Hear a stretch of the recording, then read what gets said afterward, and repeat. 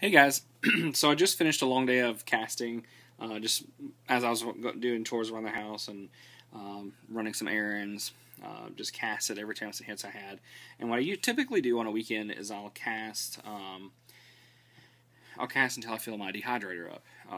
So this is one of the best tools that I have in my toolkit, my terrain toolkit, as it were. So I wanted to show you guys quickly what I use and the difference between different food dehydrators that you can use for drying your pieces.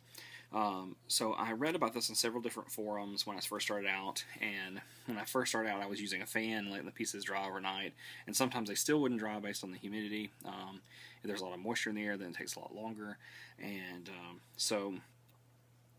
I couldn't really pull off a project in a weekend. I needed to cast on my pieces for a day, let them dry for overnight, and then part of the day, then I would glue them, then I have to let them dry again, and so it just wasn't very. I was losing my patience with it, and so actually, what we did, my father-in-law both have one of these, and these are kind of old dehydrators, so it doesn't have to be a brand new, and you can find one at your local thrift store, free cycle. They're pretty cheap to find secondhand, and a lot of people buy them and end up not using them. So it is a popular item that you can find. So let me show you. I'll pan over here.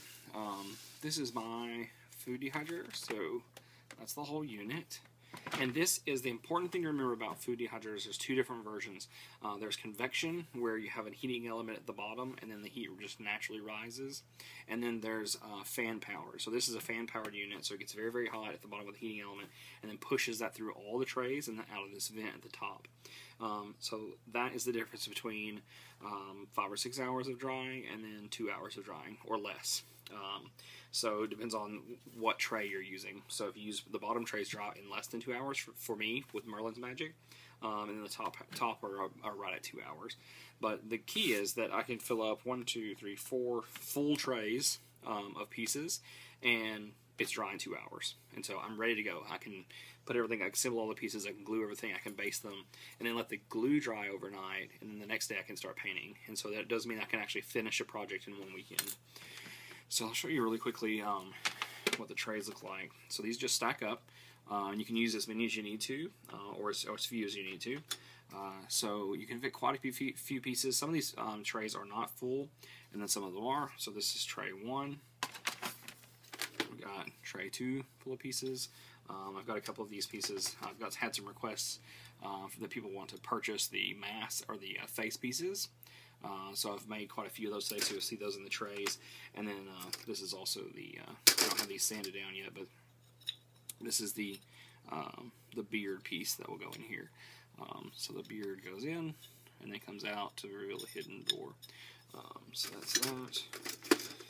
And I've got tray 3. Also, you might have noticed on here there's some different colored pieces. I've been trying out some different plaster. So this is the Durham Rock Hard Water Putty. I'd heard that this stuff worked. Thought I'd give it a shot. So I haven't mixed it with anything, just kind of like plaster of Paris. Has a weird yellow color to it. So I'm going to mix that with some different plasters to see if it works. So I'm trying to find some alternatives to the Merlin's Magic because it's hard to get it as far as just the cost of the shipping. And so I'd like to be able to try to get something local. And I think maybe mixing different plasters together will work for that. So here's a partial tray that I didn't fill up. That's tray 3, and then tray 4 I've got full of different stuff. My father-in-law came over today, and so we had I think we've got 22 molds total. So there are a lot of pieces, there's some fountains and things that I was wanting to make that I didn't have the molds, and that he had them, and so I spent all day molding some stuff from his mold, or casting from his molds. So there we go, and I turned this thing off about 30 minutes ago, just to give you an idea of how warm it gets. These on the bottom, they're comfortable to touch, but they're very, very warm. So it heats the pieces up all the way to the core, and really does a really good job drying them. So that is my favorite piece. If you have any questions about food dehydrators or which ones to use, feel free to drop me a line in the comments below. And I really suggest you guys picking up one of these if you want to save time and if you want to be able to finish a large project or attempt to finish a big project in a weekend. Sometimes it takes longer just by the fact that you have to paint a lot of pieces, but at least you can get to the painting when you use a dehydrator versus just fan or natural dry. So, all right. Well, if you guys like the videos, make sure you like and subscribe, and I'll see you next time.